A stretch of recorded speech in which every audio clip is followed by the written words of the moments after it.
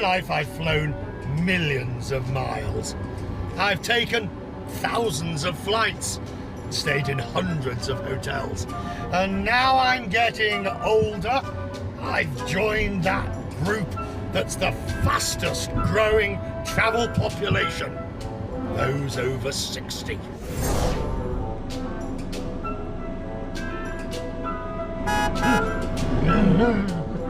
We've reached a tipping point in the global population. Youth dominates in the East, the West is aging. The two most important countries will be the United States and China. And by 2050, it's estimated each will have 100 million people over 60. This growing demographic will remain active, probably working, and most certainly still traveling.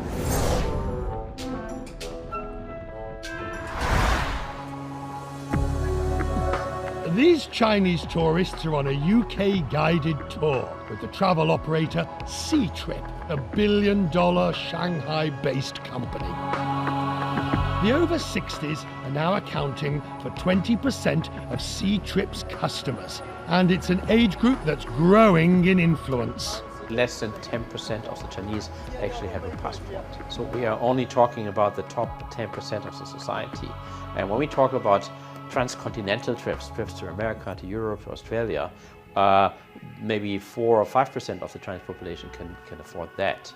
But the biggest growth is actually in the elderly, because they have some money to spend. So they will spend easily $7,000 for the trip, and then maybe another $10,000 or more for shopping. There are, of course, also some people still going for investment. So being a bit older doesn't mean that you stop having a business state of mind. It's a similar story in the United States, where the American think tank, the Global Coalition on Aging, is now calling seniors an untapped trillion-dollar sector. 70% of American disposable income is held by people 60 and over.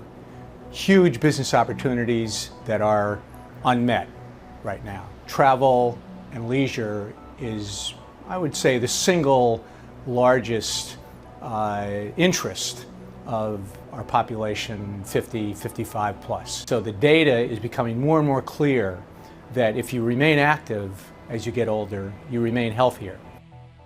The world of urban planning, the world of architecture, the world of design will come together with the travel sector to accommodate for this huge growth opportunity in the sector.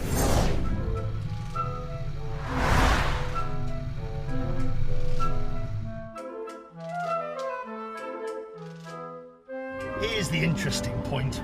Those of us travelling over 60, we may be the largest group, but we also have more specialised demands than younger travellers.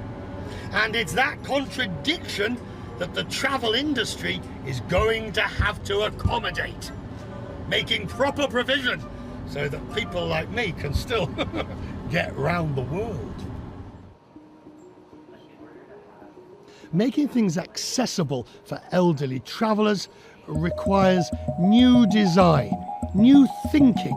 The aviation architecture firm Corgan is doing exactly that.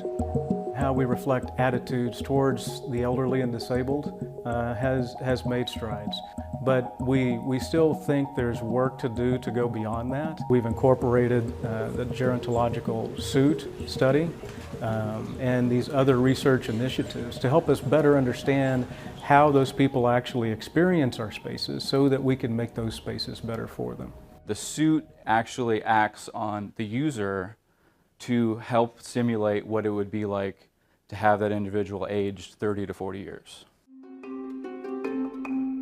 What these do is simulate some of the nerve loss that happens while aging. So the suit altogether is approximately 40 pounds. The bulk of it is here in the vest, which is I think about 20 pounds. Corgan architects are encouraged to step into old age, donning the suit better informs the design process.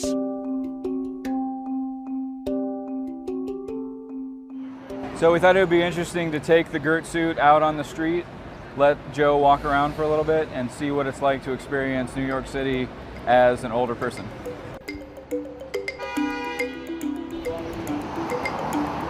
I can't see as far, I can't hear as much,